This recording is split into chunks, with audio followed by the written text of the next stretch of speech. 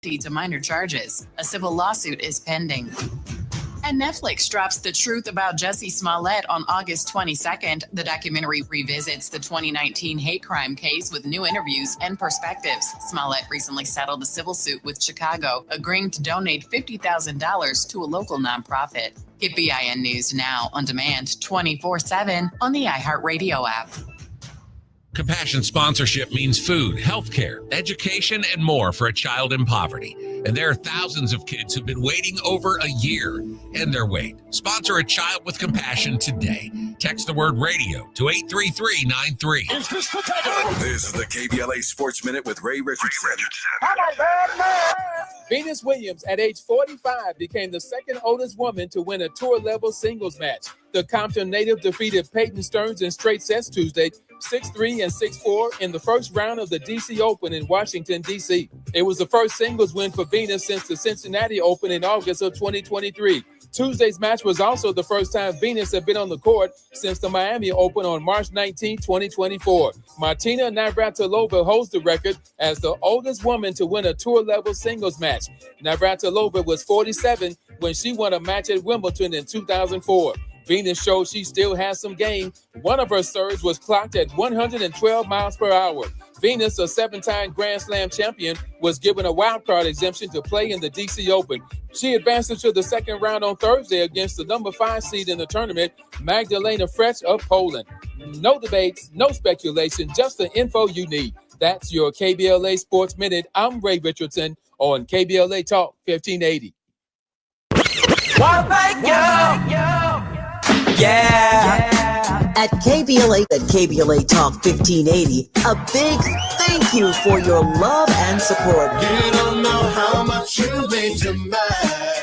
And by the way, if your smartphone did not update automatically, be sure to download our brand new KBLA 1580 app. We think you'll love all the new features, including new ways to send us photos and video in real time whenever news breaks while we're on the air. It's a new dawn, a new day for KBLA Talk 1580, and we're glad you're on this journey with us. You never turned away, you were right there. And I thank you, thank you.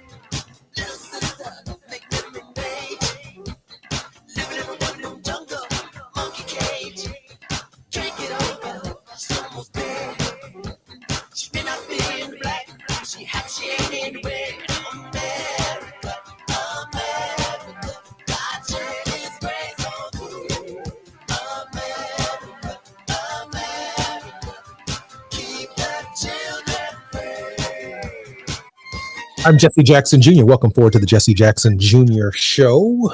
Today is Wealthy Wednesdays, where Estad Yeri is our very special guest in the second hour. But in this hour, our very special guest is Atiba Madian. I'll come forward in just a moment with his introduction. I want to begin with two personal stories about a concept that I want you to understand for today's show. I was very young. My brother Jonathan was very young. My brother Yusuf was very young. I was attending high school in Washington, D.C., and I would come home for some weekends,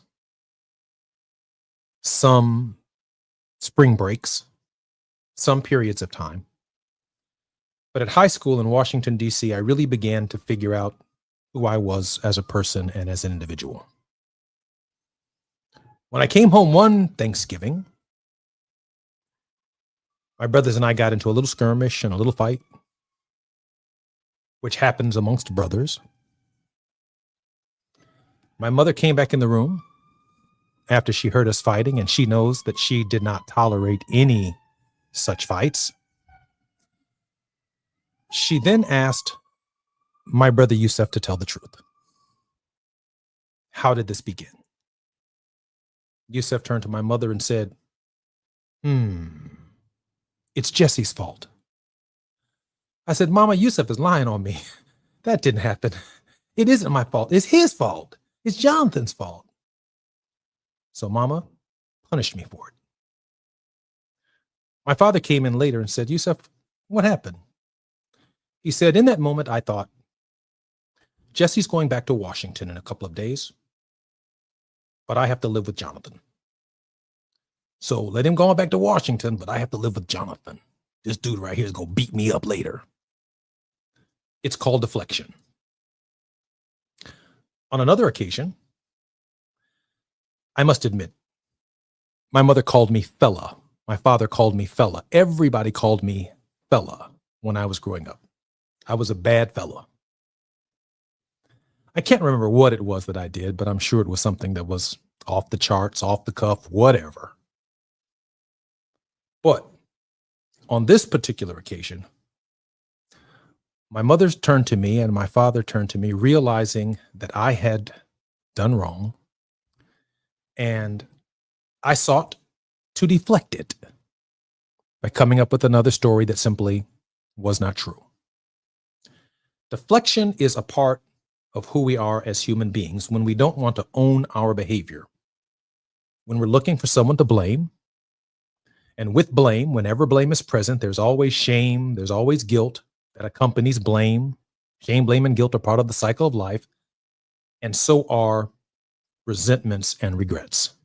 That's what it means to be human. It separates us in the human space. But when the President of the United States engages in deflection, it becomes all too apparent, with huge consequences for the spirit energy of the Republic. Huge. And so while Washington, D.C. is now roiling in the release of the Epstein files and its consequences for the President of the United States and the Justice Department, the Department of Justice, the court system, and the truth, most importantly, the president is now engaging in deflection. This kind of deflection undermines the faith that the people have in the government, in its processes, in its systems of operation. So rather than owning his behavior, President Trump is now pointing fingers at different issues.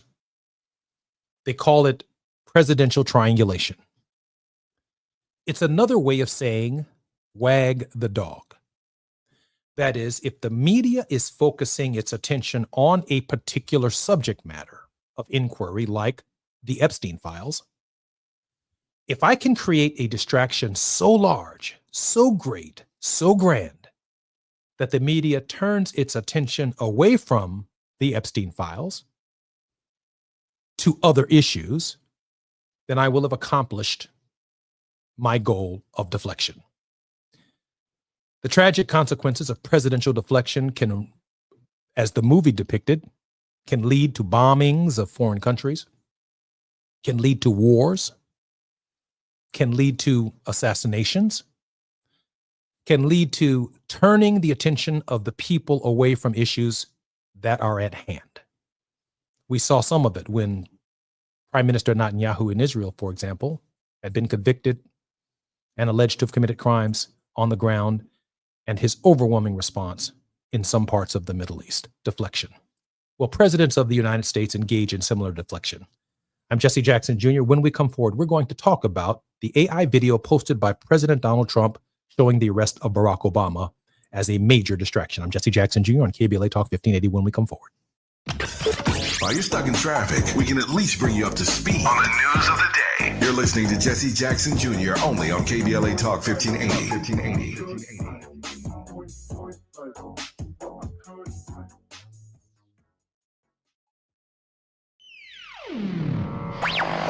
All I need is one mic. With the KBLA Talk 1580 guest editorial, I'm Martin Gordon, chair of the Pasadena Community Coalition. Recently, I listened to a Tavis Smiley show conversation with James Farr. At one point, James said something that caught me off guard, not because it wasn't true, but because it is. Black Altadena is gone. I know it may seem stupid and non-productive, but I stopped in that moment listening to Tavis and James. I broke down and cried. In the back of my mind, I told myself we can bring it back like it was. But James Farr's reality check hit me like a ton of bricks. My community is being murdered. I said murdered, not by the Altadena Eaton Canyon fire, but by the people we elect to protect us, and by greedy and gatekeeping nonprofits who cannot see the forest for the trees. For the first time since the fire, I truly feel and understand my wife's inconsolable pain. Because I'm struggling to find a path to recovery and at least some form of normalcy. My community is crumbling right in front of my face. Lack of funding to rebuild is slowly destroying us. Many of us can no longer hold out, and developers are gobbling up our property. When I hear voices like Tavis Smiley and James Farr speak truth to power on KBLA Talk 1580, it reminds me that we're not crazy, just unheard. Make no mistake here, KBLA delegation, this is war. And we, the people of Black Altadena, are losing. It's like waiting for reparation. Not gonna happen, brother.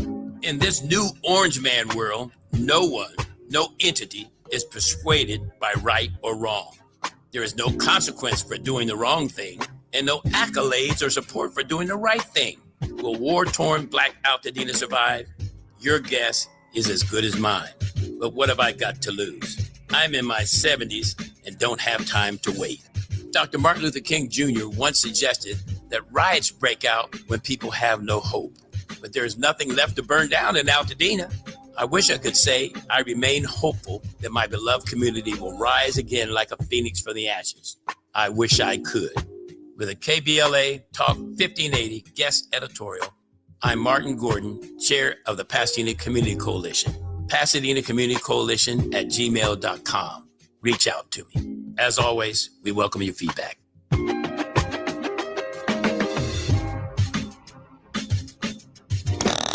Now back to more of Jesse Jackson Jr. on KBLA Talk 1580.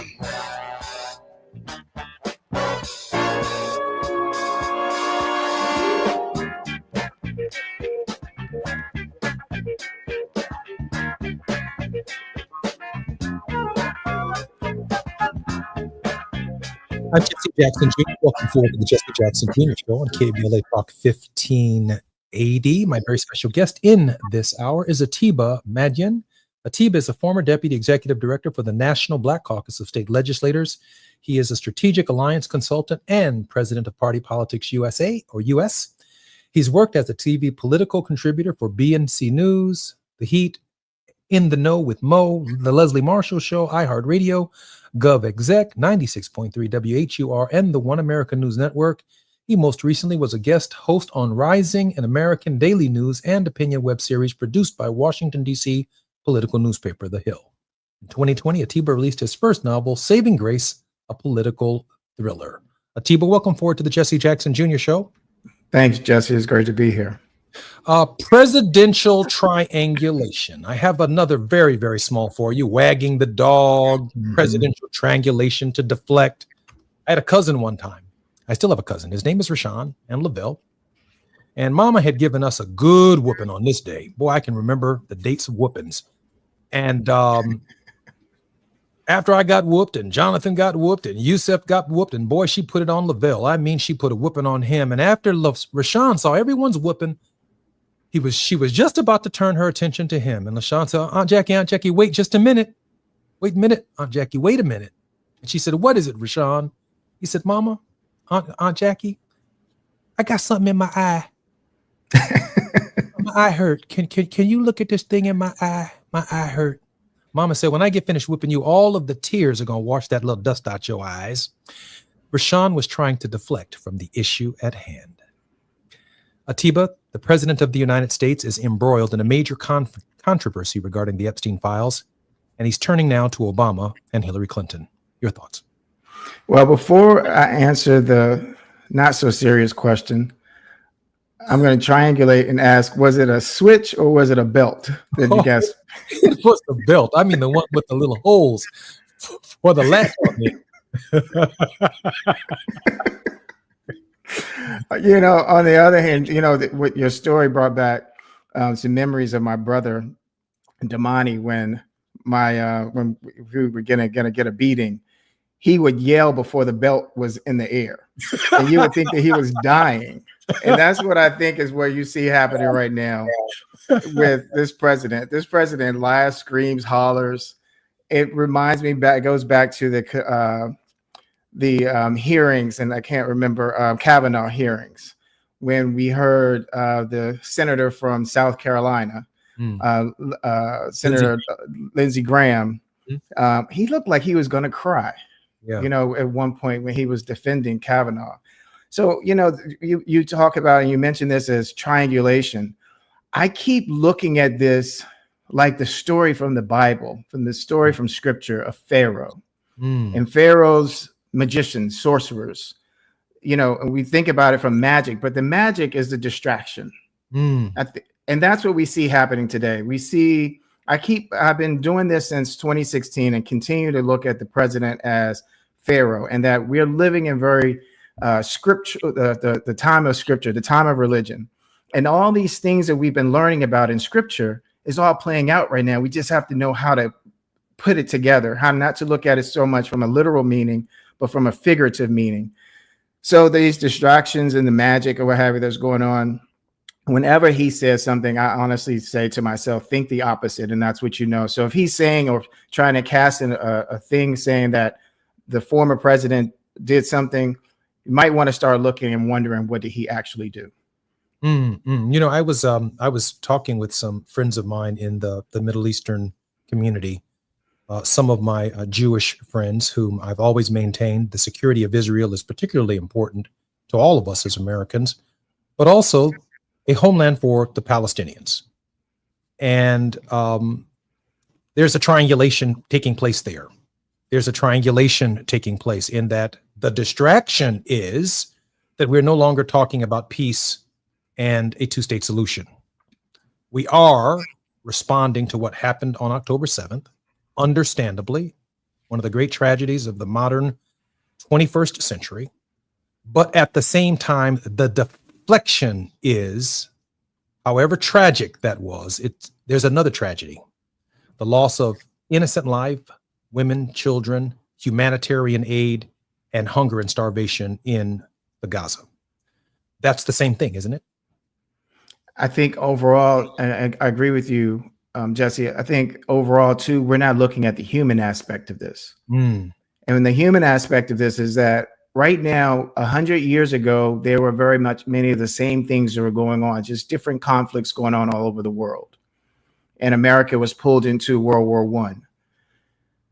Right now,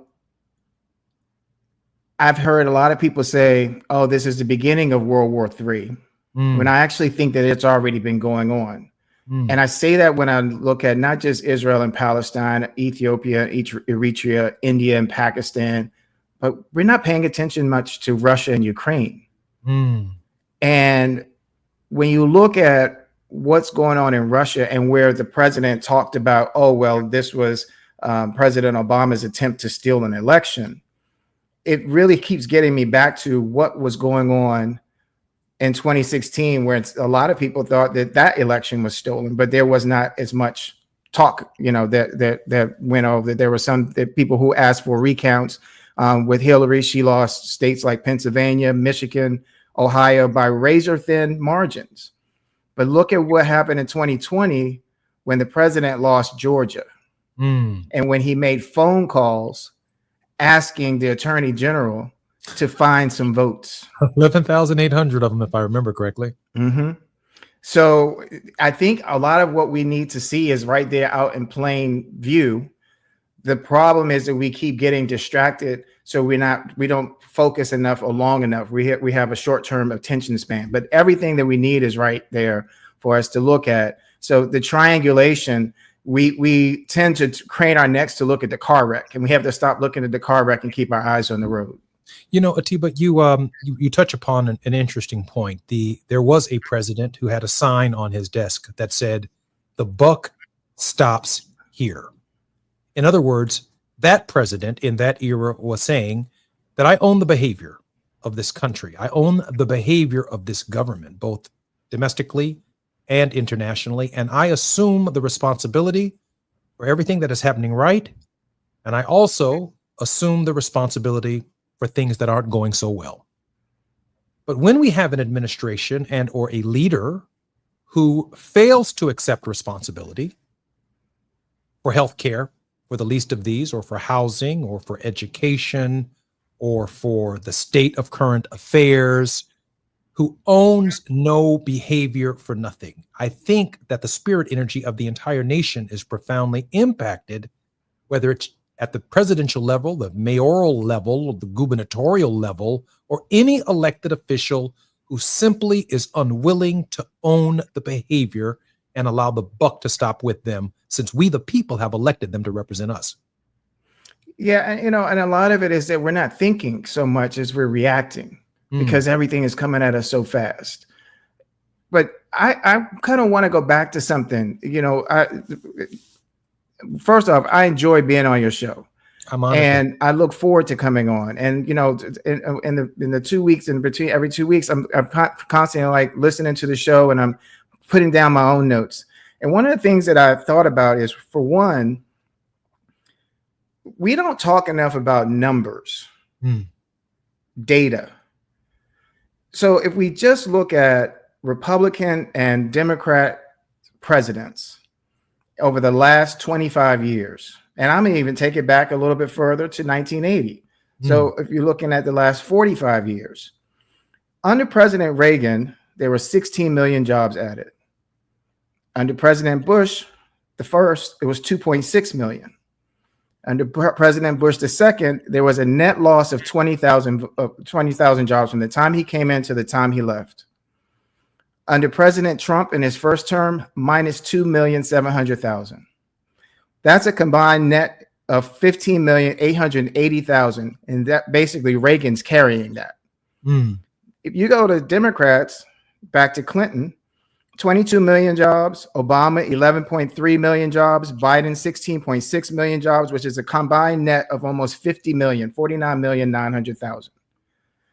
We've got to go back, I think, and really start looking at and asking our elected officials who are saying that they're for us to just tell the truth and just give us these numbers. And it's up to us also for us to go back and look. Now, in terms of, some people will say, well, within the Black community, there weren't jobs, there weren't this. Well, we've also got to start asking the question, what is it that we need to do in order to create those jobs? And so there's a whole lot of other conversations or whatever, I think, that go along with this. But when you talk about triangulation and you look at what's going on, a lot of the reason why we get distracted is because we don't have the facts. So I think when you raise this question about, and you made a clear line of distinction between what happened under Republican presidents and what happened under Democratic presidents, one could also argue that that line follows Keynesian economics. That is, Democrats have historically believed that the federal government and the government itself should intervene in the economy in order to create growth and expand employment opportunities, create job security, and move the nation forward. And something very different happens as Republicans around 1935, as Democrats around 1935 begin, particularly conservative Democrats, begin to move to the Republican Party, and they adopt this concept of fiscal conservatism. That is Keynesian economics, fiscal conservatism. The fiscal conservatives argue that the federal government and that the government itself should have less to do in the marketplace than we have historically seen. As a result, you don't get the kind of job growth without government investment of the American people in infrastructure, in new technologies, in new directions. And therefore, beyond the party labels, the Keynesians in this environment are losing and the fiscal conservatives are actually winning. And it's going to be a painful haul. Well, I would say, where are they winning? Yeah. Because you can't define the economy Well, I won't say you can't, because it is being defined. The economy is constantly being defined by how strong the Wall Street is, not how weak Main Street is. Mm, So we've got to take control of the narrative. I agree. And we keep allowing the narrative to go one way, and where they win is that we start repeating their talking points instead of creating our own and elevating that and creating our own echo chamber. That's one of the things, one of the reasons I think you're one of our most enlightened guests, because you sharpened my metal on this. Some of us are living on the side streets. We're not on Wall Street, we're not on Main Street, but we're on the side streets. And we are gullible to bell whistles from Democrats and Republicans that tell us the real problems are not on Wall Street. Less of our problems are on Main Street. The reality is the problems are on all of our side streets and in our front yards. And yet, many of us at the same time are saying we don't see the government working in our neighborhoods. We don't see it working in our streets. Help me with that, Atiba. Listen, when I was a kid, I remember going in Washington, D.C., if you went into a corner store, guess who owned most of the corner stores? Someone from the Asian community, because they recognized that there was a demand. Mm. So we were going in there buying the 25-cent cookies, 50-cent cookies, or what have you. And that was they were going somewhere like a Costco, whatever that was then, to buy these things in bulk and come in and sell it. And none of the stuff was healthy, but it was cheap. But they were identifying a need. Same thing has happened with liquor stores within our communities. So when people say, oh, well, there's the jobs, people create jobs, people create demand, people provide whatever that demand is. And so I think that we have to get out of our way in terms of continuing to talk about what isn't there and start looking at, why do people from other countries come here and identify a need, and then they meet that need and they make money? Because those folks who had those stores weren't living in our communities. They were taking their money and doing what? Taking it out of the community. So this is the point that Carter G. Woodson makes in The Miseducation of the Negro about Koreans coming to the United States and setting up cleaning, clothing cleaning facilities and dry cleaning facilities, laundry mats. But African Americans find themselves not in a entrepreneurial spirit, or even having necessarily at that time the education necessarily to benefit from the demand within our own communities. If I had to push back a little bit, I would, especially in Washington, D.C., where you live, what happens when the federal government, through DOGE, fires thousands, tens of thousands, hundreds of thousands of federal workers who are largely us, who live in Washington, D.C. and the surrounding collar counties and communities in Virginia and Maryland, are without something as basic as a job, let alone an entrepreneurial spirit? 300,000 jobs lost. I have my own company. One of the accounts, one of the projects that I was working on was with the Department of Labor, and I lost that contract because of what's going on in DC. All of us are affected. The problem right now is I think the Democrats aren't talking enough about how this is going to impact the whole country, because people were paying attention more so to what's going on in DC. All of this is a ripple effect, and the tsunami is coming. I'm Jesse Jackson Jr. You're listening to the Jesse Jackson Jr. Show. In this hour, my very special guest is Atiba Madian, and this is KBLA Talk 1580. I'm Jesse Jackson Jr. When we come forward, more with Atiba.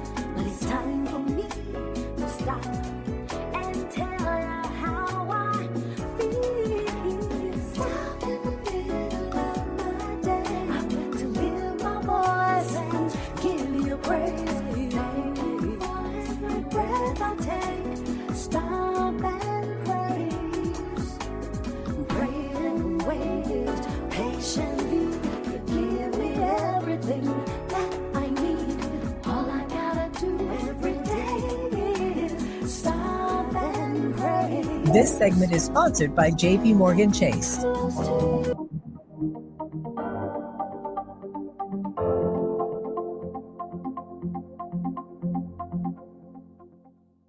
Break out the champagne. Everybody get a glass.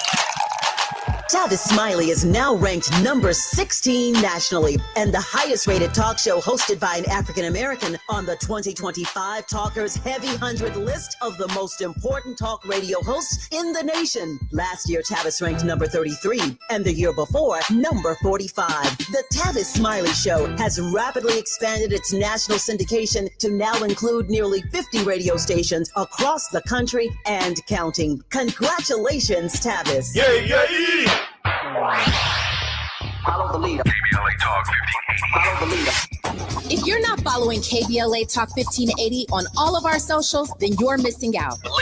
Download our app and find us on Facebook, Twitter, Instagram, YouTube, and on the web at KBLA 1580. That's right. Again, you can find all of our socials at KBLA 1580. We've got a lot to talk about. By the way, if you miss any of our weekday shows in real time, you can always catch up by checking out the podcast of your favorite shows at your leisure. At KBLA Talk 1580, we've got your black. Got your blood. Following the leader. Oh my God. Follow the leader. Follow the leader. Follow the leader. Follow the leader. Follow the leader. Follow the leader. You're listening to Jesse Jackson Jr. on KBLA Talk 1580.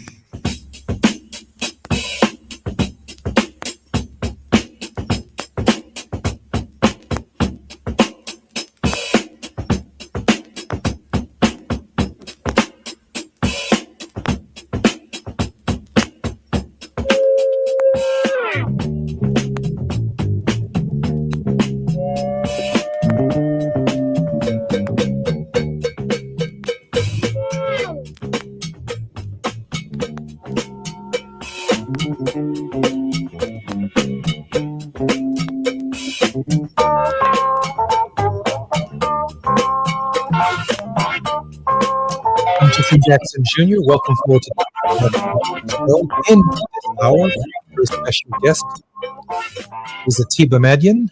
Atiba is a former Deputy Executive Director for the National Black Caucus of State Legislators.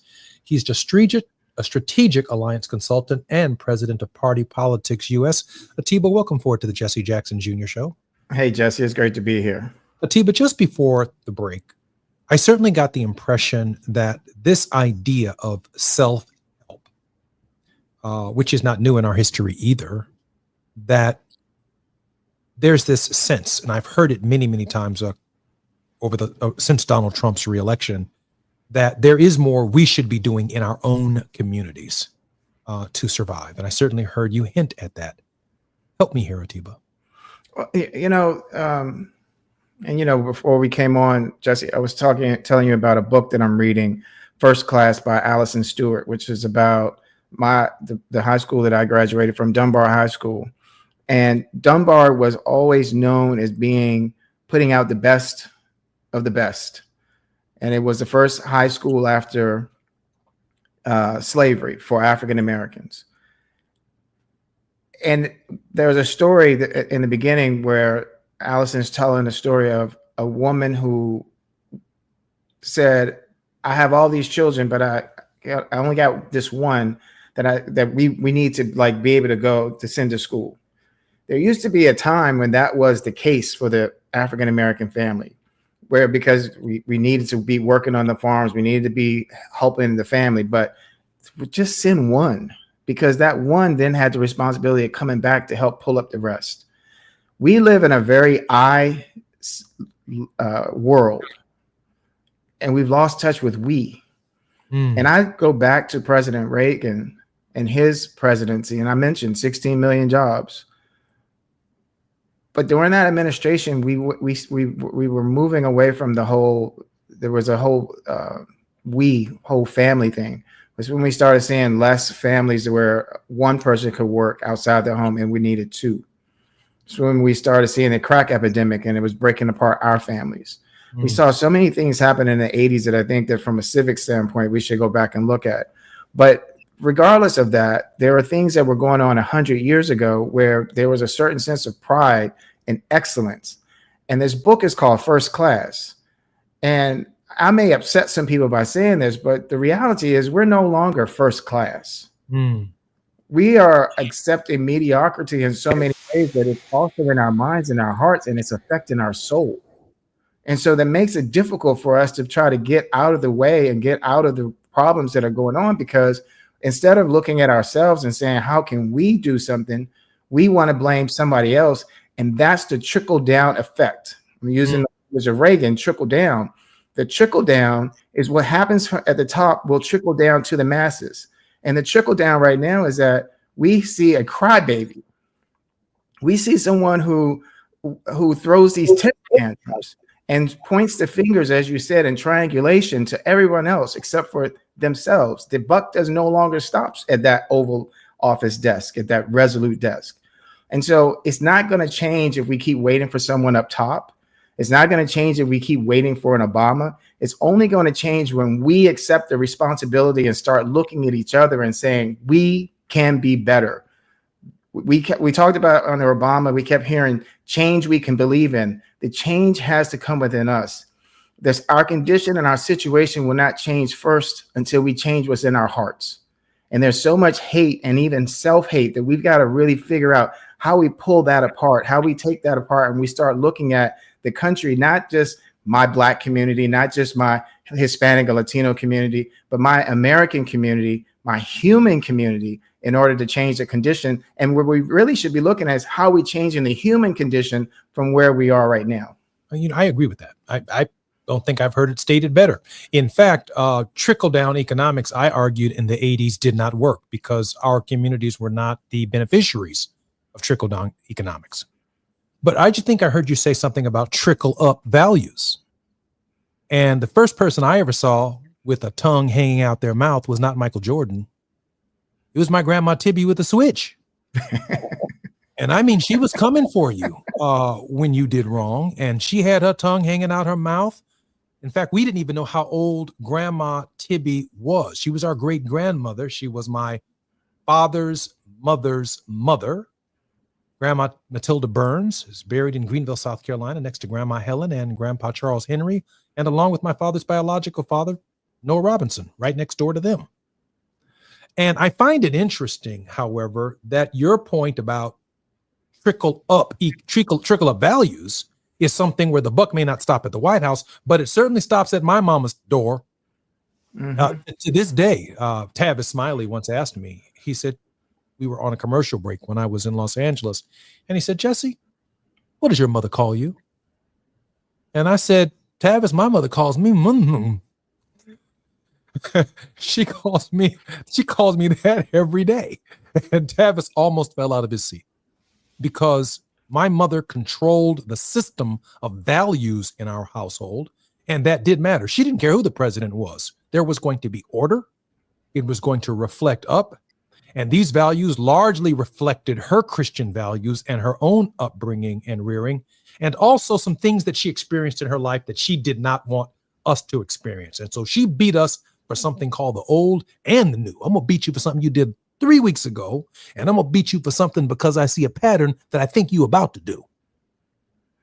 Does that make sense? Yeah, it does. I mean, my siblings and I, we used to use family events to talk about my father and when he would beat us. And, my father would say something like, this is going to hurt me more than it hurts you. And of course you're thinking like, ain't no way it's going to hurt you more than me. As you get to become an adult, you start understanding that.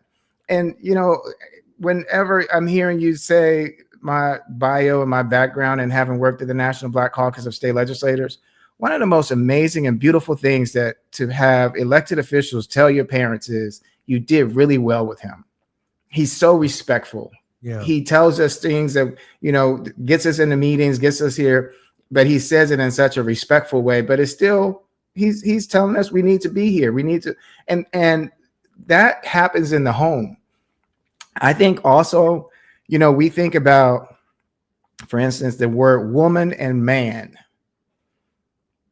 And there's so much now where people are talking about being non-binary. You get in trouble for politically incorrect. But I think we really have to go back to really thinking about what the meanings of these words. To me, I was taught that woman is representative of the womb of the mind. And man, not to say just the man, but man in terms of the context represents mind. The woman is cultivating. The woman is nurturing. The woman is helping to develop the mind. And it's then, when we look at the context of how they keep trying to break down these different things and talking about gender roles, it shouldn't be so much about us breaking about gender roles as much as we're looking at how are we being responsible citizens. So when you're born, whether you're a girl or a boy, and you develop in a woman for 9 months, you come out, and now you're in the womb of the family. And if something is not nurtured or not correct in either one of those two stages, when you get into the womb of the community, it can be dysfunctional. And so I think that when we look at what's going on within our society, there's so many things that keep trying to tear away at making sure that instead of empowering and protecting, it's really destroying the womb context so that the mind is distracted and doesn't know what to represent and what to look at, because it wasn't beat, and not necessarily beat always from a belt, but beat in terms of discipline to be able to understand how to be a productive citizen. I'm Jesse Jackson Jr. This is KBLA Talk 1580. You're listening to the Jesse Jackson Jr. Show. When we come forward, more with Atiba Mandian. While you're stuck in traffic, we can at least bring you up to speed on the news of the day. You're listening to Jesse Jackson Jr. only on KBLA Talk 1580.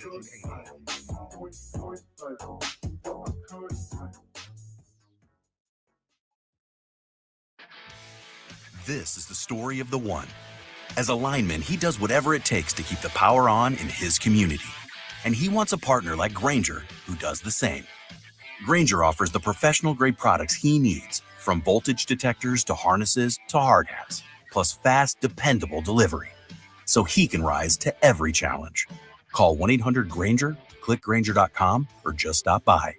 Grainger, for the ones who get it done. Some things can steal your sunshine. Ugh, I just got my hair done. Sorry, the cooler's broken. Anyone see my flip-flops? Anyone? But COVID-19 can steal a lot more. I just took a COVID test. Ugh. Prescription medications for COVID exist. If you test positive this summer, ask your doctor if they're right for you. Visit PfizerForAll.com/COVID-19 to learn more. Sponsored by Pfizer. KBLA Talk 1580. We've got a lot to talk about. KBLA Talk 1580, connecting you with services and solutions. If you need help getting your resume in order, finding job training, or landing a job, we've got 3 great options for you. First, the City of Los Angeles has WorkSource centers across the area offering free job support. The California Workforce Development Board can help you with everything from GED prep to vocational training at no cost to you. On the federal level, the Department of Labor's American Job Centers offer a full range of services for job seekers and businesses alike. Visit careeronestop.org, or for more info, just call California's Help Center or visit cwdb.ca.gov or call 916-657-1440. For the City of Los Angeles programs, go to ewdd.lacity.gov or call 213-744-7300. All these services are free to help you get your next job. This is a community call to action from KBLA Talk 1580. My mom has decided to learn to paint, and she's good. My dad's now into creative cuisine, and I've already put on 6 pounds. Learning new things comes with age. My mom, she started forgetting my name and what we're talking about. Forgetting well-known things doesn't. Memory loss may be a sign of Alzheimer's disease. Early detection gives you and your loved one time to plan for the future. Learn the warning signs of Alzheimer's at 10signs.org. Brought to you by the Alzheimer's Association and the Ad Council. Are you wet shaving? You'll get razor bumps. Nah, Pops, I'm good with Gillette Skin Guard. How long you been growing that beard Mama hates anyway? Since 77. I shaved and got ingrown so bad. That's why I use the Gillette Skin Guard razor, face scrub, shave gel, and moisturizer. So I don't have to worry about new razor bumps or shaving irritation. Gillette Skin Guard, huh? Your mama's gonna love this one. The best a man can get keeps getting better with Gillette Skin Guard. Buy now at a retailer near you. Now back to more of Jesse Jackson Jr. on KBLA Talk 1580.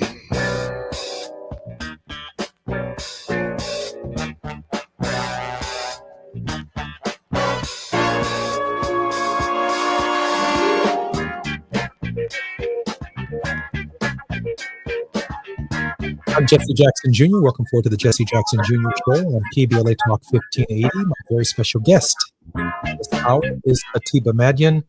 Atiba is a former Deputy Executive Director for the National Black Caucus of State Legislators, Strategic Alliance Consultant, and President of Party Politics US. He worked as a TV political contributor for BNC News, The Heat, In the Know with Mo, The Leslie Marshall Show, iHeartRadio, GovExec at 96.3 WHUR, and the One America News Network. He is an author, having released in 2020 his first novel, Saving Grace, a Political Thriller. Atiba, welcome forward to the Jesse Jackson Jr. Show. Always good to be here. Let's go. So let me throw this out at you. There's no doubt in the African American community, fatherlessness is an epidemic. We've talked about it all of our lives. In a real sense, however, we do project fatherhood on the Bill Cosbys of life during that era where the Cosby Show and the late Malcolm Jamal Warner is being celebrated as our brother that we lost recently in Costa Rica, because we grew up with him. He grew up with us. He was the cousin, the brother that we've always wanted. With the sisters that he had, we were part of that family. But in a real sense, Atiba, the first Black president of the United States, is also, now this is going to be hard for some people to accept, he's also a spiritual father to Black people in an era when fatherlessness left us in a position where we longed for a desire and we had a national example.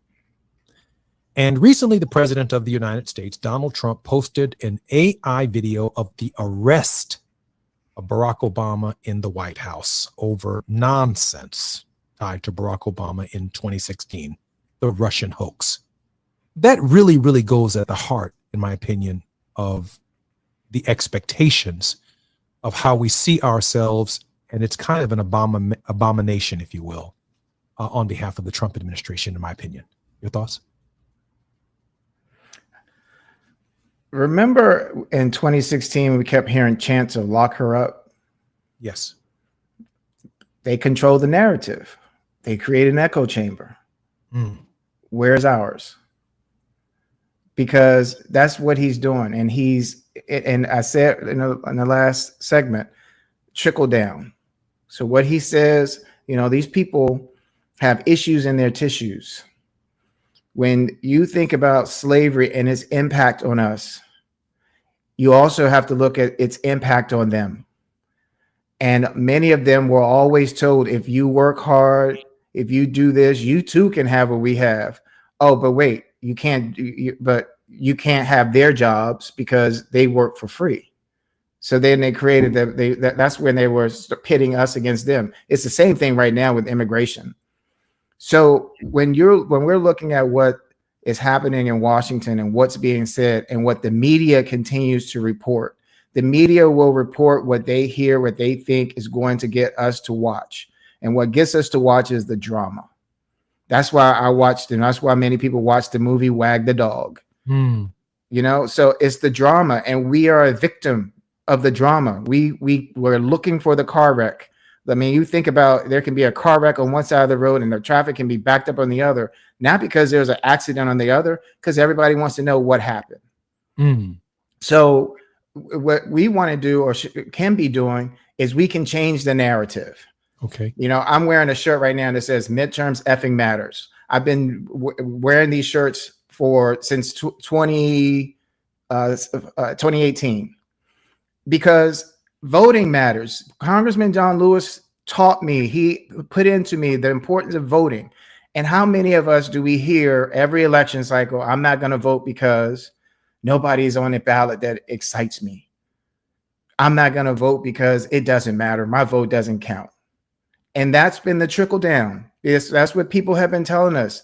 So we've got to figure out how we re-educate ourselves and retrain ourselves to stop accepting to find that we come to a house and there's not a back door, so we cut it there for ourselves because we keep carrying other people's water. We keep cutting the door for ourselves and we keep walking in the back door when the President Obama showed us we can walk through the front door. We can walk through the front door of the president's house. We can be the president. But the problem is we also didn't control the narrative after he became president, and we lost the hope. And that was their goal. When Mitch McConnell said our number one responsibility right now is to make sure that this president is not reelected. What he was saying is that our number one issue, translation, is that we don't give them any more hope.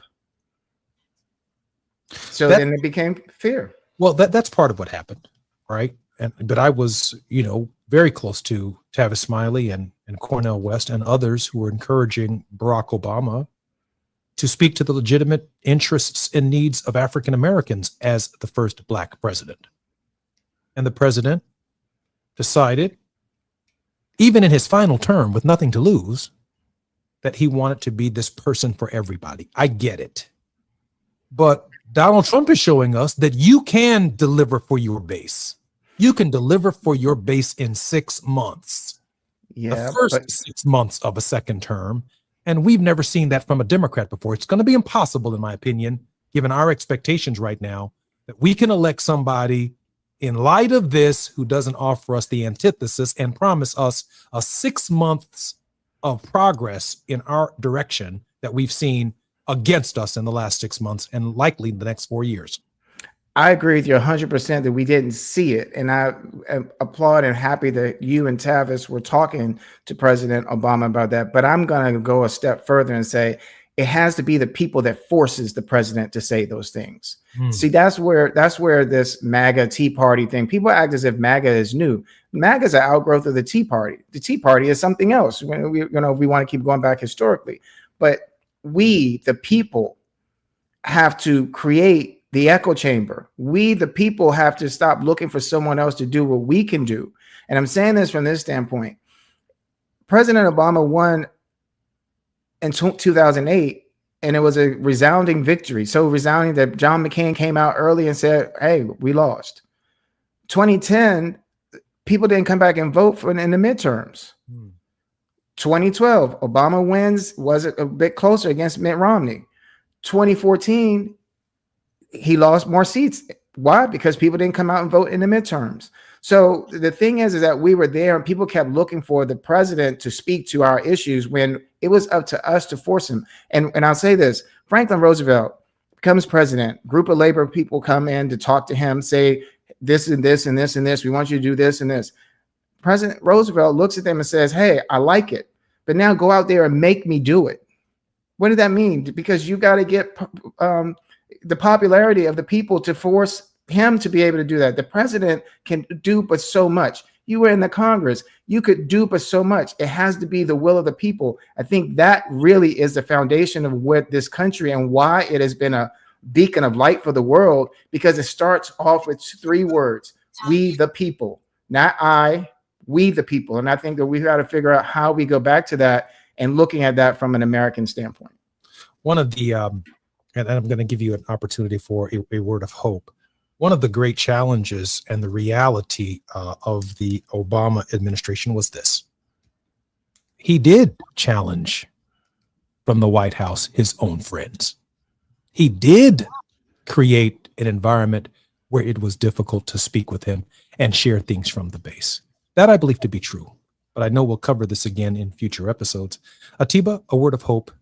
We have about 1 minute and 45 seconds. Well, I think hope for me is, every American family, regardless of ethnicity, finding ways to look for leadership that not only talks about making their lives better, but talks about and delivers in terms of how to put more money in their pockets. That's right. And, I think that really has to be the overarching message, because of hope. The real hope is about being hopeful that our next generation is going to do better than we did. And right now we're on a pathway where the next generations are not on a pathway to do better. So my hope is that we find that we stop looking just in terms of political parties or just in terms of ethnicity, but we look at the country as a whole.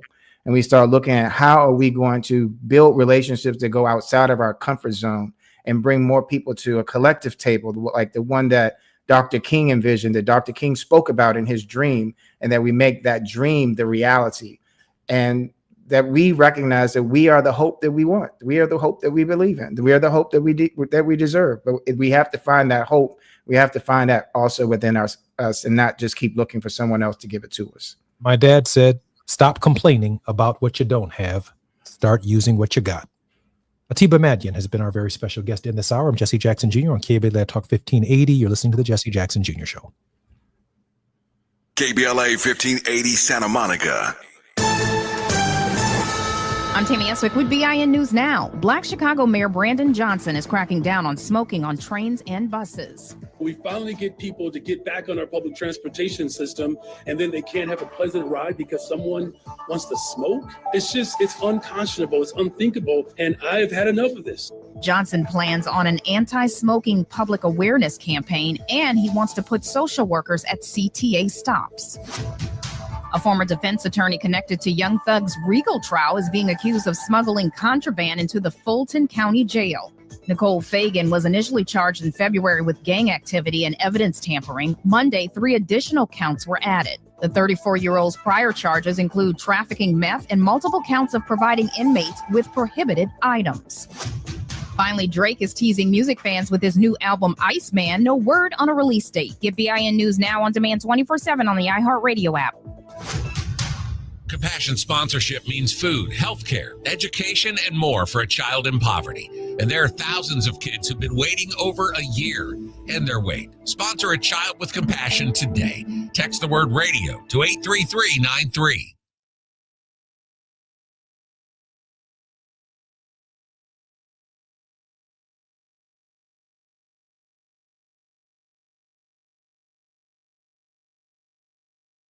Compassion sponsorship means food, healthcare, education, and more for a child in poverty. And there are thousands of kids who've been waiting over a year. End their wait. Sponsor a child with compassion today. Text the word radio to 83393. This is the KBLA Sports Minute with Ray Richardson. The Chargers moved their training camp this week to San Diego for 3 days. The team is reconnecting with the fan base they left behind when they moved to LA in 2017. The Chargers are working out at the University of San Diego, where Coach Jim Harbaugh started his coaching career in 2004. Wednesday morning, the Chargers did a walkthrough practice aboard the USS Abraham Lincoln, a Navy aircraft carrier that would stretch over 3 football fields. The Chargers returned to their El Segundo facility on Thursday. When the LA Sparks beat the Washington Mystics Tuesday in D.C., they won 3 in a row for the first time this season. The 9-14 Sparks are at the Connecticut Sun Thursday night. Former Duke All-American Nolan Smith is the new men's basketball coach at HBCU Tennessee State. Smith replaces Brian Collins, who left to become an assistant coach with the NBA Memphis Grizzlies. No debates, no speculation, just the info you need. That's your KBLA Sports Minute. I'm Ray Richardson. More news, opinions, and conversation when we come forward on KBLA Talk 1580. Well, thank you. Yeah. At KBLA Talk 1580, we're proud to be celebrating 4 years on the air, but we know we could not have made it this far without you. We work hard every single day to curate conversations that will enlighten, encourage, and empower you. So, from all of us at KBLA Talk 1580, a big thank you for your love and support. You don't know how much you mean to me. And by the way, if your smartphone did not update automatically, be sure to download our brand new KBLA 1580 app. We think you'll love all the new features, including new ways to send us photos and video in real time. Whenever news breaks, while we're on the air, it's a new dawn, a new day for KBLA Talk 1580. And we're glad you're on this journey with us. You never turned away, you were right there. And I thank you, thank you.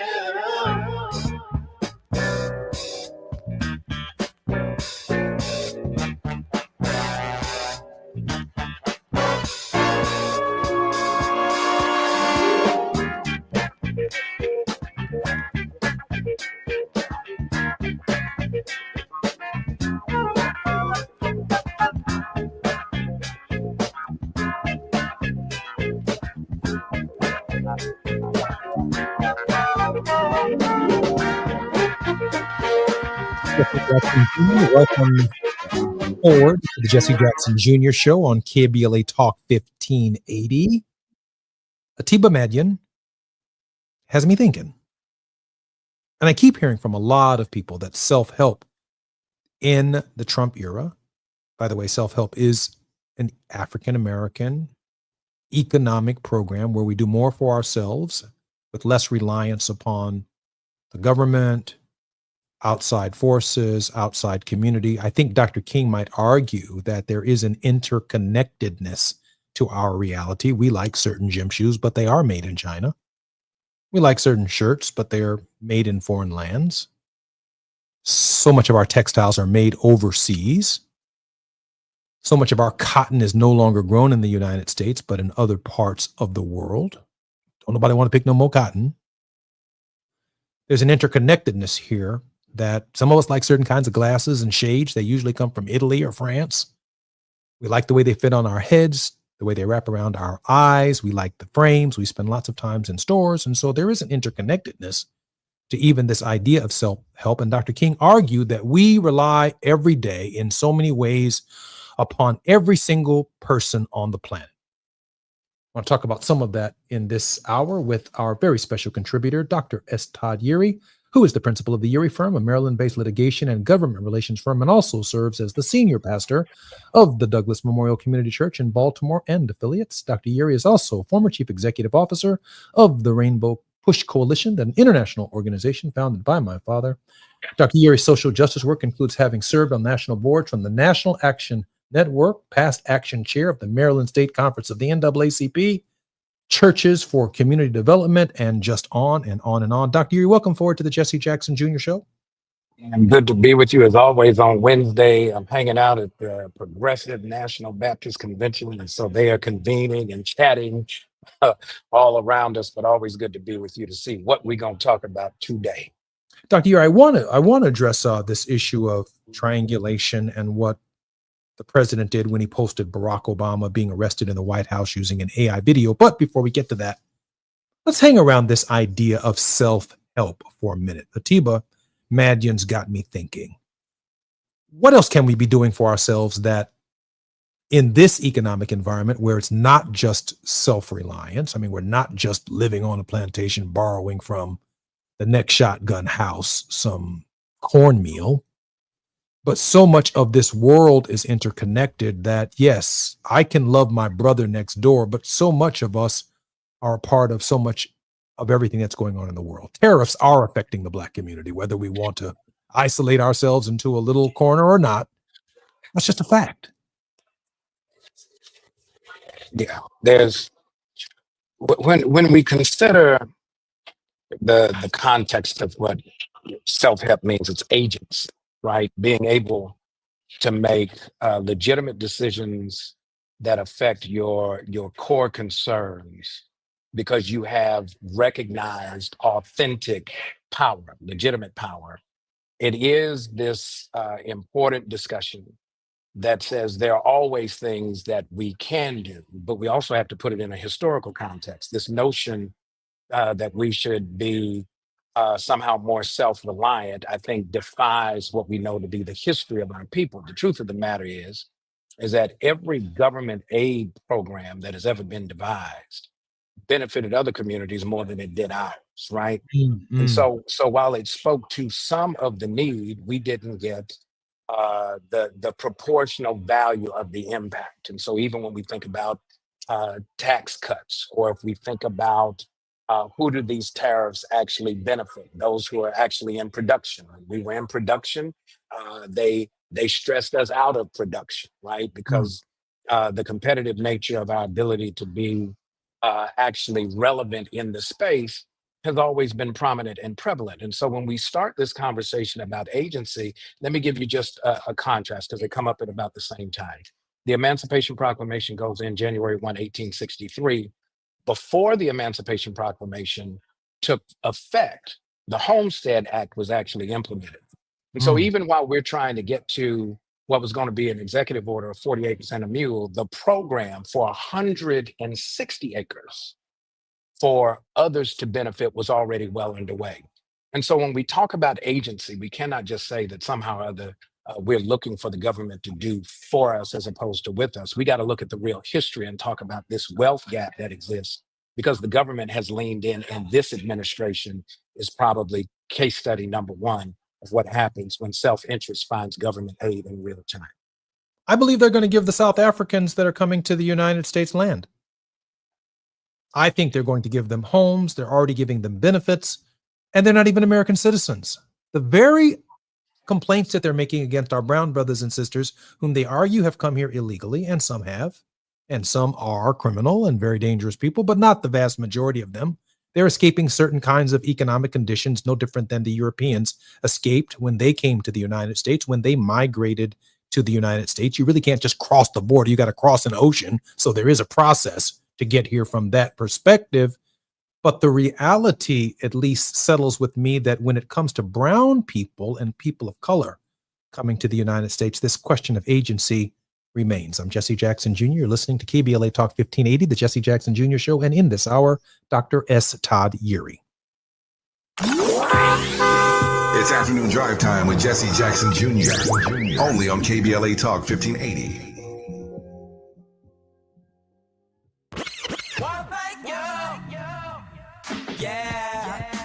At KBLA Talk 1580, we're proud to be celebrating 4 years on the air, but we know we could not have made it this far without you. We work hard every single day to curate conversations that will enlighten, encourage, and empower you. So, from all of us at KBLA Talk 1580, a big thank you for your love and support. You don't know how much you mean to me.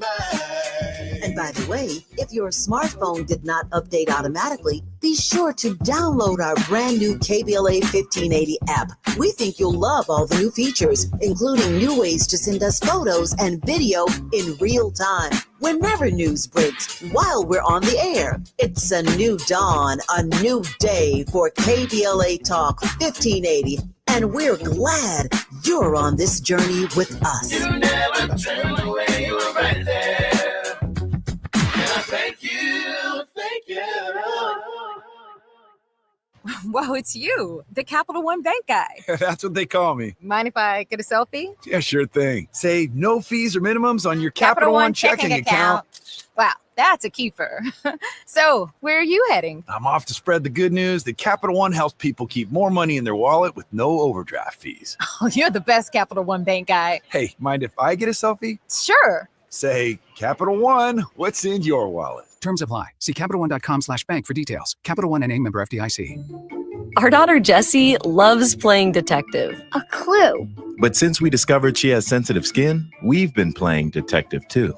We thought the problem was our puppy. But it was actually our old detergent. Aha. So we switched to Tide Free and Gentle. Tide Free and Gentle provides an excellent Tide clean, and it doesn't leave behind irritating residues like dyes or perfumes. So it's gentle on your skin. Case closed. If it's got to be clean, it's got to be Tide Free and Gentle. Now back to more of Jesse Jackson Jr. on KBLA Talk 1580.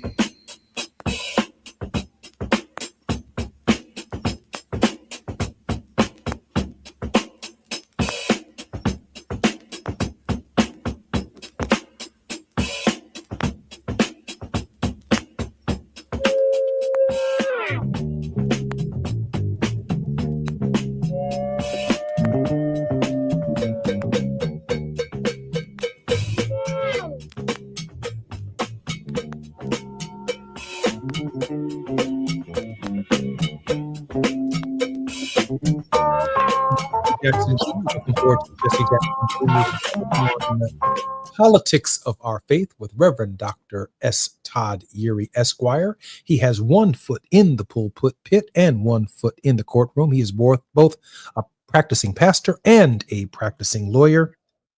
Dr. Eury, welcome forward to the Jesse Jackson Jr. Show. Just out in these streets practicing. What can I tell you? Before the break, Dr. Eury raised the question of agency. When someone has agency, it means they have the capacity to make choices and act in a way that influences their own life and potentially the world around them. It involves a sense of control, the ability to set goals, and the confidence to take action towards achieving them. Essentially, it's about feeling like an active agent in one's own life rather than a passive recipient of others' events. In slavery, we had no agency, nowhere to go, no neighbors other than the ones that are around us, our children taken from us, limited options for relationships, and the way in which those relationships manifested themselves included human degradation and, more often than not, lots of violations. With that said, Dr. Yeary, are we too free? Are we so free that we can't even see ourselves and help ourselves? The question is, are we free? Period. Right? Are we just less property, less chattel than we were before? And so the question of agency, when we consider how it plays out in a number of venues, if we look at how the courts function, if we look at how the courts respond, that's, I think, something that you would have personal recognition of, having been able to see the system from a perspective that most people don't. And so when we consider how even the distinctions that we know of at a personal level, I don't know that it is a matter of being too free. It's, have we become too satisfied with being not yet free, but just not so much property as we used to be? Okay, I need you to work with me on that, because yes, I've seen both sides of what it means to have agency. That is my complete freedom. I now know in more ways than I could have ever conceived what it means to experience confinement, to lose agency. And yet in the post-incarceration environment, there are 70 million of us, which includes me, whereas felons, we consider ourselves unfree, that we know more years in unfreedom than we even know in incarceration. Work with me here, Dr. Yeary. Well, the very nature of what it means to have been incarcerated means that per the 13th Amendment, you have actually been enslaved. That's the definition of the 13th Amendment, that slavery shall be illegal except in instances of punishment for crime. And so upon conviction, whether it's by jury or by plea, which is a whole different conversation, because many times the plea system is stacked against the interest of already vulnerable communities. Sometimes taking a plea where it may not have carcerable time, it still leaves a permanent stain. And so when your classification changes, your ability to move changes, your agency changes, your options change. And not because of anything that was negotiated by you, it was imposed on you. And because we don't yet have a framework of what we would call justice that deals with redemption as a core principle, we now have a lot of scarlet letter-like realities where folks don't necessarily have to cry like the leper does in scripture, unclean, unclean, but the effect is still the same. You've done your time, you've paid your debt, and yet you still have this remarkable stain that just does not go away. And so you're constantly reminded of your previous state of servitude to the system that has now said you're a slave, but there is no Freedmen's Bureau going to be established for the 70 million of those who are in similar circumstance. And if there were, you would probably see the same kind of attack and assault on that system as we saw on the Freedmen's Bureau itself, which we talked about last week. I think about agency for those who are able to leave the community and move into Manhattan or into downtown Chicago or into Beverly Hills or into the bulkhead areas of Atlanta. But the vast majority of African Americans, even those who have never offended, know a handful of zip codes in their cities. We're all there. most of whom are not offenders. But they know no agency beyond their neighborhood. When I remember growing up, one of my dear mothers, if you will, Florine Malone, was from Markham, Illinois. Mhm. And Mrs. Malone used to come from Markham, Illinois every day when my parents weren't available, not only to provide for my brothers and sisters, and obviously she took care of some basic chores around our home. We decided one day when Mrs. Malone was 66 years old to take her to downtown Chicago. Mrs. Malone said when she got there, she thought she was in Wisconsin, because her reality was never from 68th and Constance North to downtown Chicago. It was from Markham, Illinois to 68th Street and back for 66 years. That's the only reality that she knew. She hadn't been anywhere. And the vast majority of our people never live or move 5 miles past their home. That's hard to imagine in a transient society. But Black people today, wherever they are, still find themselves in grossly segregated communities.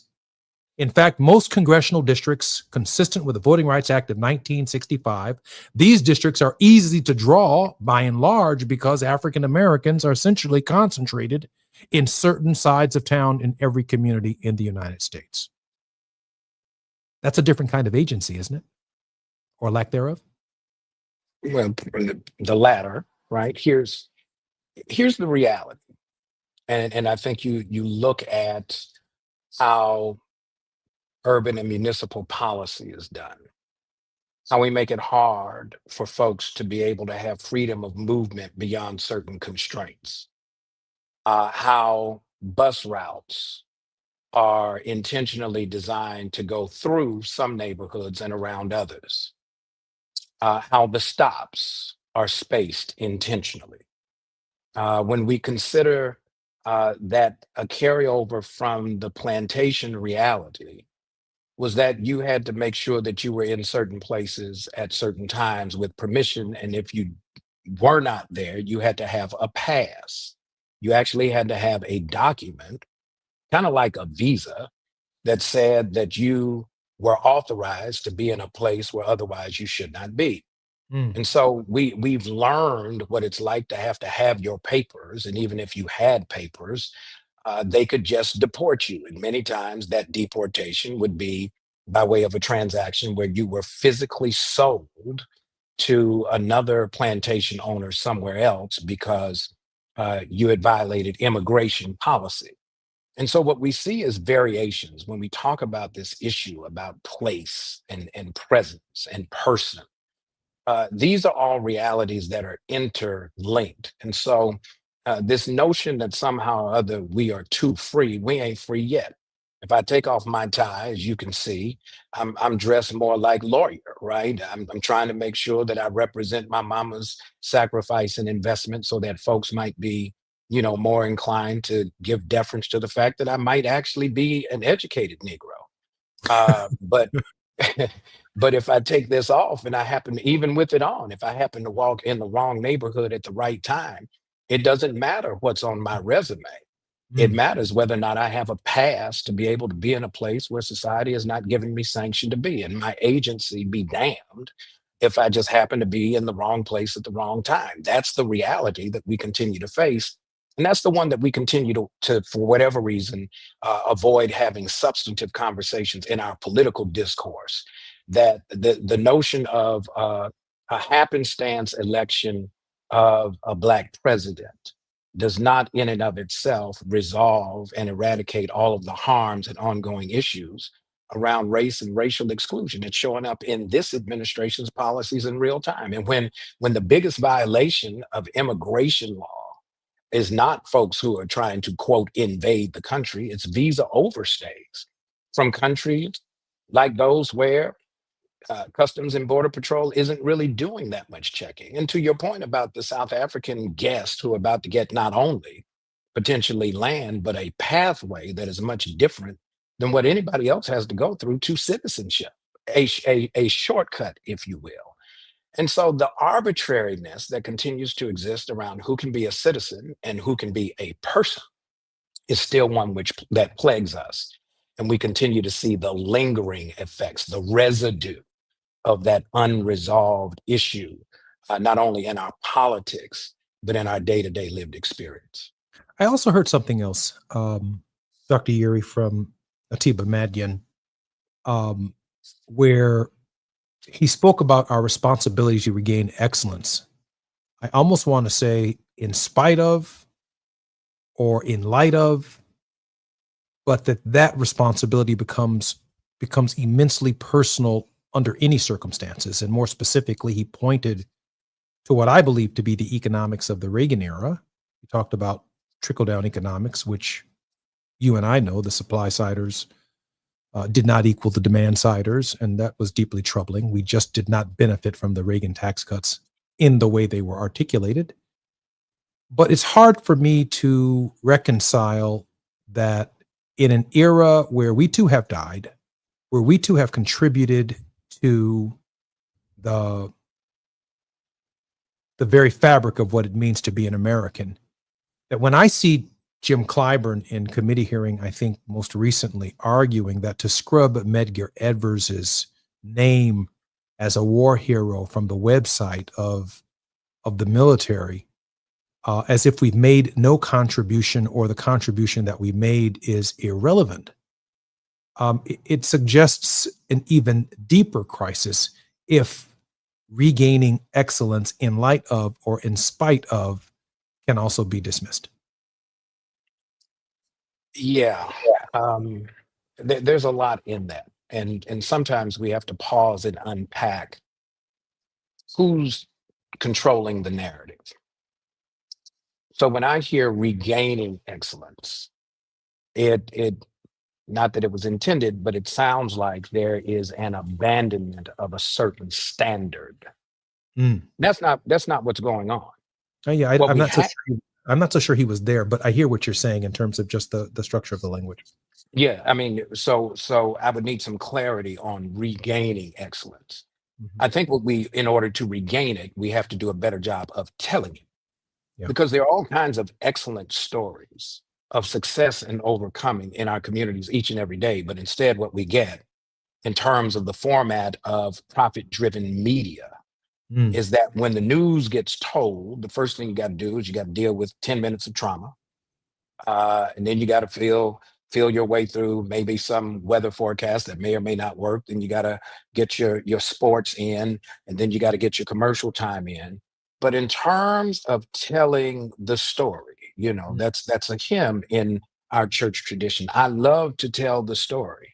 It will be my theme and glory. We've got to be able to tell. The telling of our history is first oral, right? The oral tradition, the giving life through the speaking of the word. In the beginning was the word. Our words matter because somebody else is controlling the words. Even in the course of when we find our ways back into making sure we continue to contribute, right? Whether or not we've stuck to the script or we deviated from the script, who's telling the story? Because the story is, or the narrative that gets lifted up is that somehow or other there's something dysfunctional or defective that's coming out of our community. It is deeply embedded and therefore it is problematic, is a fiction. And the way you know it's a fiction is because all of some of the ways that we've told story when we've gotten them recorded or when we've used our creativity to be able to imagine a reality beyond the one that's confined. What do? They take them off the shelves. They take them out of libraries. Remember, we had to protest to get in the library. Now we got to protest to get our books back in the library. So either they don't want our presence and they don't want our genius at the same time. And so part of, I think, maybe the regaining of excellence is a regaining of a commitment and a passion that says we dare not be satisfied until we get free, because we not free. We are less in bondage, but not yet fully liberated. And there's much, much more work to do. Dr. Yuri, there's a lot going on in the courtrooms around America. Breonna Taylor, the Utah murders, Donald Trump, congressional action, the presidency. When we come forward on KBLA Talk 1580, I'm Jesse Jackson Jr., the Jesse Jackson Jr. Show. Dr. S. Todd Eury is going to take us through the courtroom of America, and we're going to find out what's going on. It's afternoon drive time with Jesse Jackson Jr. Only on KBLA Talk 1580.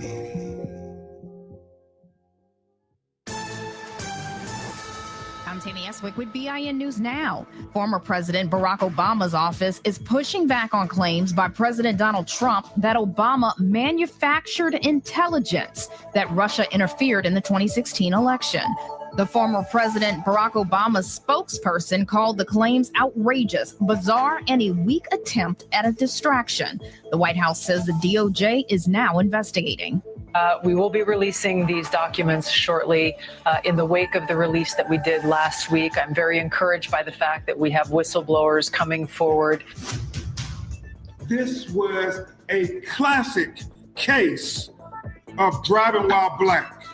Attorney Ben Crump demanding answers from Florida cops after a college student who was punched and beat during a traffic stop by Jacksonville deputies went viral. Get BIN News Now on demand 24/7 on the iHeartRadio app. Compassion sponsorship means food, healthcare, education, and more for a child in poverty. And there are thousands of kids who've been waiting over a year and their wait. Sponsor a child with compassion today. Text the word radio to 83393. This is the KBLA Sports Minute with Ray Richardson. The Chargers moved their training camp this week to San Diego for 3 days. The team is reconnecting with the fan base they left behind when they moved to LA in 2017. The Chargers are working out at the University of San Diego, where Coach Jim Harbaugh started his coaching career in 2004. Wednesday morning, the Chargers did a walkthrough practice aboard the USS Abraham Lincoln, a Navy aircraft carrier that would stretch over 3 football fields. The Chargers returned to their El Segundo facility on Thursday. When the LA Sparks beat the Washington Mystics Tuesday in D.C., they won 3 in a row for the first time this season. The 9-14 Sparks are at the Connecticut Sun Thursday night. Former Duke All-American Nolan Smith is the new men's basketball coach at HBCU Tennessee State. Smith replaces Brian Collins, who left to become an assistant coach with the NBA Memphis Grizzlies. No debates, no speculation, just the info you need. That's your KBLA Sports Minute. I'm Ray Richardson. More news, opinions, and conversation when we come forward on KBLA Talk 1580.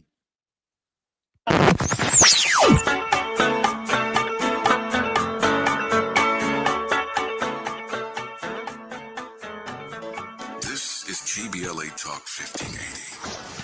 Talk radio that's music to your ears. We're unapologetically progressive. KBLA Talk 1580. Hey man, hey, what's up? What's that station you listening to? Oh man, you don't know? That's Talk Radio, KBLA 1580 AM. Check it out. 1580 KBLA AM.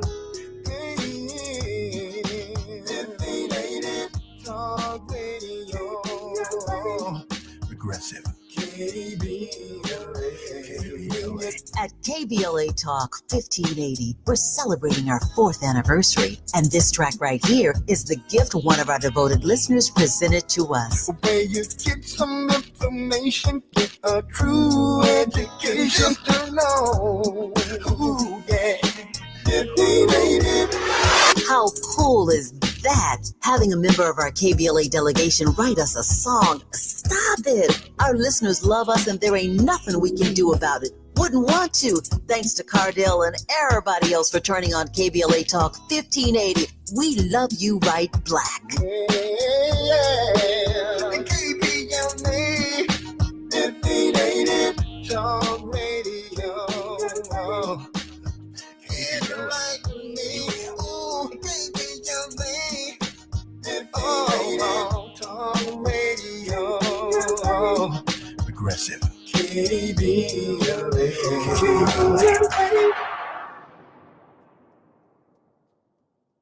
Nearly 7 million Americans aged 65 and older are living with Alzheimer's disease, also known as AD, a type of dementia that affects memory, thinking, and behavior, making everyday tasks challenging. But did you know that Black adults aged 65 and older are twice as likely as white adults to develop AD? There are things you can do to help reduce your risk for developing AD. Managing conditions like diabetes and high blood pressure is crucial. Staying physically active, maintaining social connections, eating a healthy diet, and keeping your mind engaged with activities like reading or puzzles can all contribute to brain health. It's also important to recognize some common signs and symptoms of early AD, such as forgetfulness that causes problems with everyday life, asking the same question a few times in a row, and difficulty concentrating on basic tasks. If you see these signs in yourself or a loved one, don't wait. Early diagnosis and intervention are key to managing AD effectively. To learn more about AD and a potential treatment option, visit treatallzearly.com. That's treatallzearly.com. This message is brought to you by AZI. You're listening to Jesse Jackson Jr. on KBLA Talk 1580.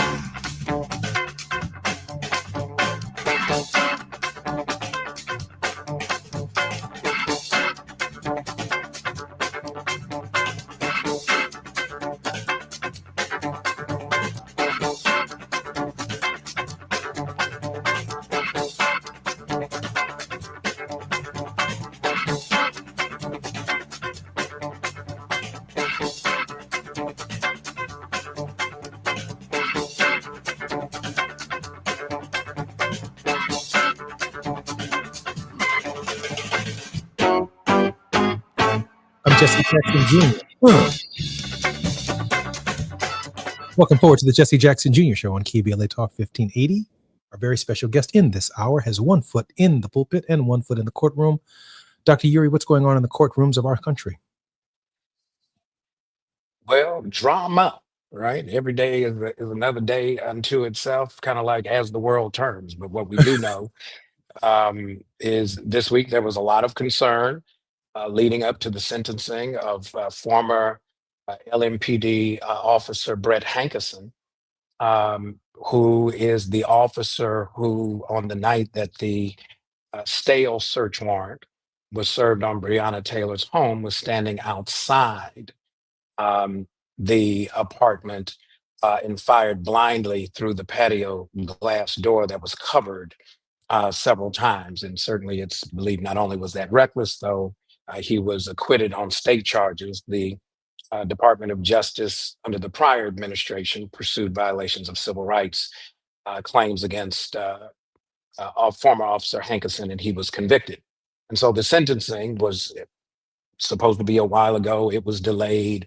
And then the current DOJ under the current administration recommended that there would be a 1-day sentence imposed, and that day had already been served when Mr. Hankison was taken into custody. So he would have done no time. And so there was a lot of concern that this Justice Department was going to lean on the scale, and this trial judge, who was actually appointed by the current president in his last administration, might be somehow swayed to do what it is that her nominator had asked that the Justice Department do. She sentenced Mr. Hankison to 33 months. So that's 2 years and 9 months of incarceration. Of course, not all of that is going to be active time. There'll be some formula, but not having the pre-sentence report and the investigation of his background, we don't know what the guideline range would have been.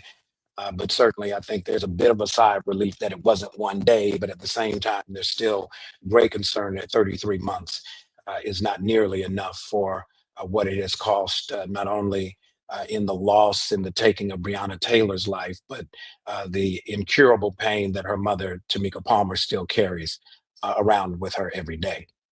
Reverend Uri, they stuck their finger in the eye of every person who believes in justice. 1 day. Insulting. They meant to send a signal to us that these are the kinds of cases we are not going to enforce. Insulting. Ms.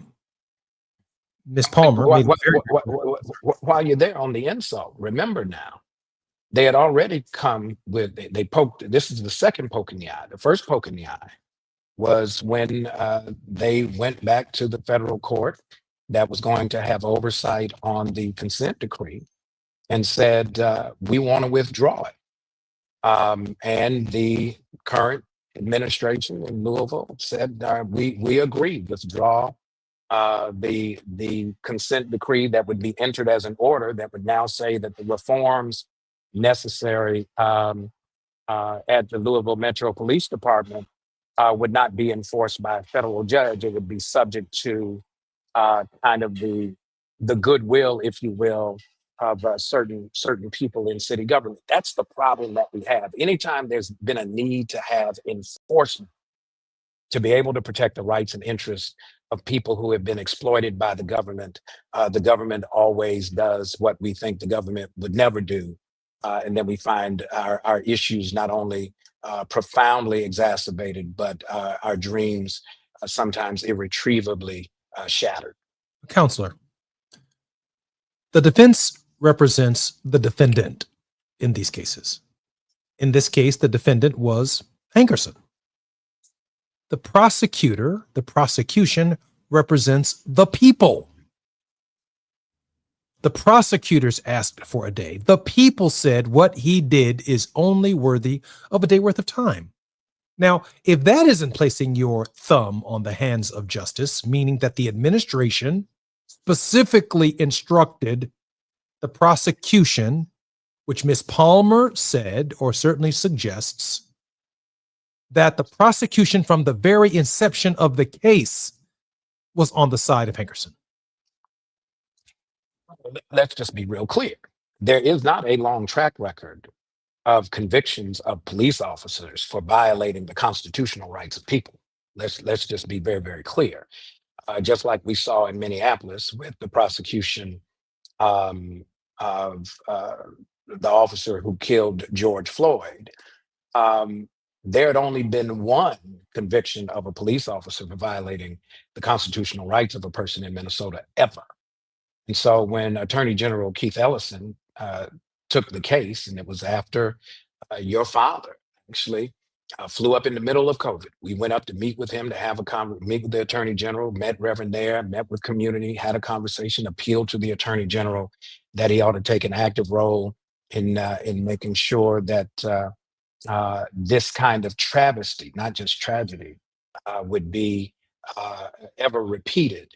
It required a different kind of persistence. And the truth of the matter is that the system is always skewed in the interest of those who you mentioned, the people. Well, the is a definite article. People is subjective, and I don't know. And based on what I've seen, I've got a number of civil rights cases actively in litigation right now across the country. The people is not the people. The people is some people. And depending on how close or far away you are from the definition of people, often has a feel about what your access to justice might actually look like. That's the dilemma that we continue to face in this country. And it's going to get worse before it gets better, because all you got to do is look at how the courts are changing before our very eyes. Federal enforcement of the protections of the interest of agency of our community are under outright attack. And this one's going to be unrelenting. And we're just 6 months in to this next fierce storm. Speaking of outrageous, we have about 2 minutes before we come forward. I was watching and listening to the news here on KBLA, and I heard very specifically a viral video that I saw myself of a police officer punching a person in the face through his car window twice, maybe 3 times. I saw a black superintendent of police arguing on behalf of the officers that what we were seeing with our own eyes did not happen. The young man's demeanor was calm, non-threatening. He kept his hands visible. And the police officer punched through the car window and punched him in his face twice. Did you see the same viral video that I saw? Well, not only have I seen it, I've got a case that's similar to it. Young brother coming out of a grocery store where he's working, going to his car, police eyeballing him. He already knows this is going to be a thing. They approach him. He says, whoever you're looking for is not me. They detain him. And while he's detained, leaned up against the car, His chest is up against the car. An officer comes up from behind him and hits him with a closed fist, and he's already surrendered. Let's just be real clear. A sucker punch? It's in federal court now. Wow. There are instances every single day where the dignity and personhood of certain people are violated on a whim. And officers that are often the violators, there is no punishment and they continue to have police powers. There are other cases right now where we're looking at issues where a case where a school resource officer issues a ticket. It's something as simple. You're going to issue a ticket for theft for something that you know is not a theft. And then have the audacity for the officer to get on the stands. And when questioned, I questioned him, that when you issued this ticket, you had no proof or evidence that, and I'm going to mention her name because it's been public, that Amara Harris had not stolen anything. He said, nope, had no proof. Said the reason he issued the ticket is he was mad because her mother did not come talk to him to agree for him to put in some substitute discipline that was still unjustified. That's the dynamic that we're dealing with, whether it's a ticket, whether it's a punch, whether it's the taking of someone's life, whether it's a beat down on camera, whether it's a beat down that ain't on camera. That's the issue that we've got to confront, and that's the fight we have to keep up. I'm Jesse Jackson Jr., listening to KBLA Talk 1580 and the Jesse Jackson Jr. Show. When we come forward, Reverend Todd Yeary will be with us, and so will Atiba Madian joining us for our close. While you're stuck in traffic, we can at least bring you up to speed on the news of the day. You're listening to Jesse Jackson Jr. only on KBLA Talk 1580.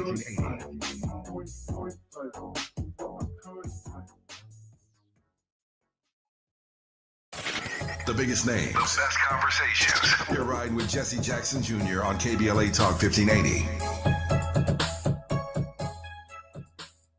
Do Crohn's disease or ulcerative colitis symptoms keep coming back? Tremfya, guselkumab, may help, with rapid remission achieved at 12 weeks and lasting clinical remission at 1 year. Some even saw visible improvement of their intestinal lining at 12 weeks and 1 year.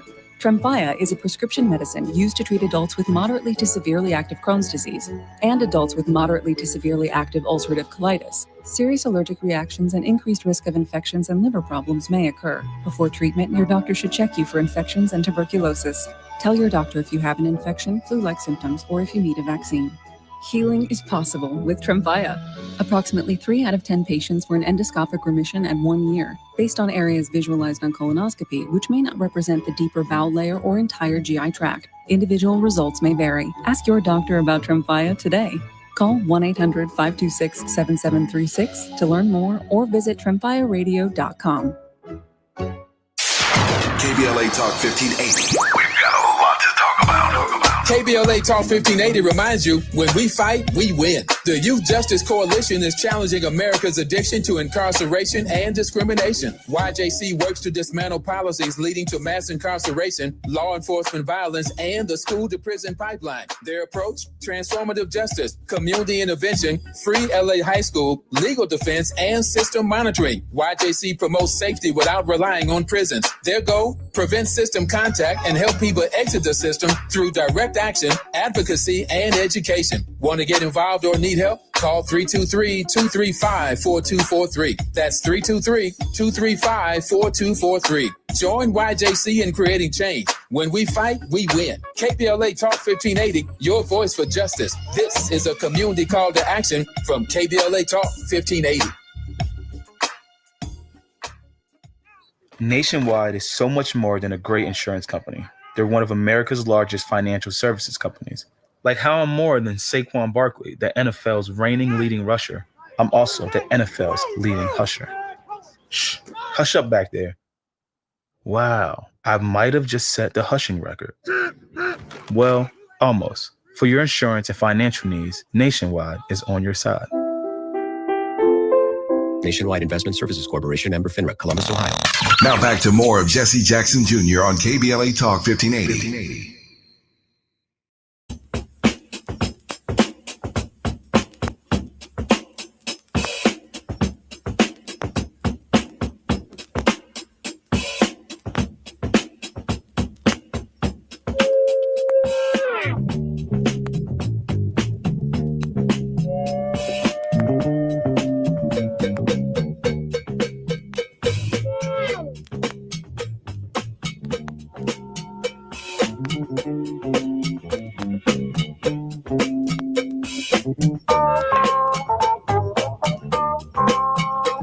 Jackson Jr. Welcome to the Jesse Jackson Jr. Show. Here on Wednesdays, the politics of our faith with Reverend Dr. S. Todd Yeary is our special host. In this final segment, Atiba Madian, former Deputy Executive Director for the National Black Caucus of State Legislature, is joining us in this final segment to offer some clarity and to help close us out with Reverend Dr. Yeary. Atiba, welcome forward again. I think your mic might be muted.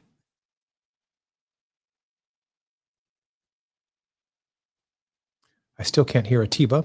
Dr. Yeary, welcome forward to the Jesse Jackson Jr. Show. We'll find out what the technical problem is with Atiba's microphone in just a moment. And Yeah, because I want to hear what he got to say. Listen. I do too.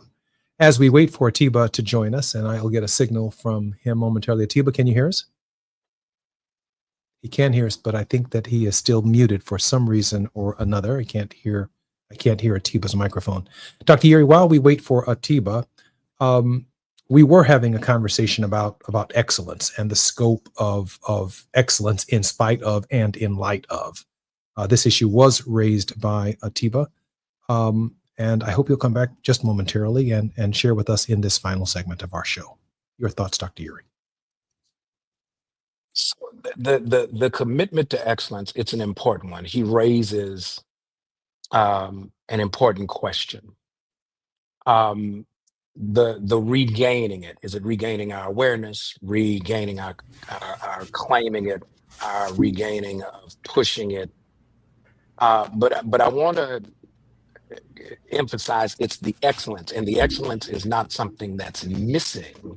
It's actually something that's not often enough lifted. And so there's a counter narrative that is often imposed on us because it's the dominant narrative in certain spaces that are viewed as credible, that somehow assigns dysfunction to the lived reality of certain groups of people. And so if you're from a certain place or you look a certain way, then obviously you have this stereotype that's attached to you. And therefore the expectations of you are going to be defective and deficient. They're not going to be tied to your genuine genius and the excellence of the creator that made you who you are. Atiba, welcome forward to the Jesse Jackson Jr. Show. I'm glad we worked that out. Atiba? Can you hear me? Yes, sir, we can. Okay. I say this because I want to be diplomatic, and at the same time, I want to be truthful. You know, in terms of excellence, I just think that we just keep accepting mediocrity. And I think that there's some things that we need to go back to and lean on. And then some of that is spiritual. Some of that is what we learned and what we were gathering in the church. There's just so many things that I see that I think that other people want to hear us talk about and not necessarily keep accepting. And in uplifting, part of that, I think, is that we have to tell our story. We have to tell our American story. Slavery is not a Black history. Martin Luther King is not Black history. Frederick Douglass is not Black history. All of this is American history. It's human. And we have to, we're too often, Reverend Yeary, when you're representing someone like you are, I know when I was working with the Black News Channel, we kept talking about humanizing. And yeah, it is humanizing, but we can't wait till something happens to humanize. We have to tell our stories. And I think Phylicia Rashad said it so eloquently and so well in an interview a few years ago on the Today Show, where she said that she felt that the thing about the Cosby Show was that other families that didn't look like us got to see how much more in common that we had with them. That's why it's so important to tell our stories. Dr. Yeary? Well, yeah, Brother Tiba's right? We cannot accept mediocrity.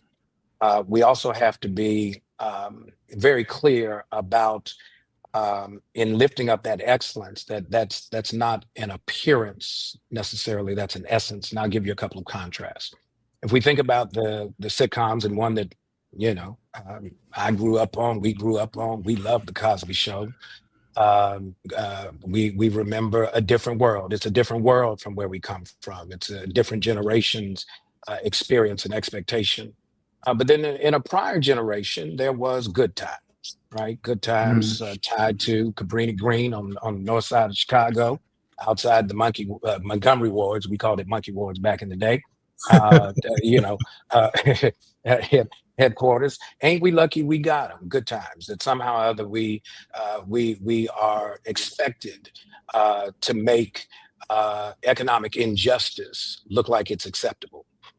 And so if you escape it, then you have to take on a different mindset and a different presentation so Moving that on you up. can move on up, right? Oh, Lord have mercy. Here you go. Right. So, and the way to escape the white hostility of All in the Family and Archie Bunker living next door is somehow you have to present that you can assimilate and accommodate so that you can move on up and then have a different level of conversation that is detached from the reality of ain't we lucky we got them good times. And so it is part of the truth of our narrative that if we're going to tell this, we got to talk about the essence of it and not just the appearance of it, because at the core, the seam that runs through all of it is the creative resilience of what I will just go ahead and call, on behalf of James Baldwin, the unique genius of Blackness.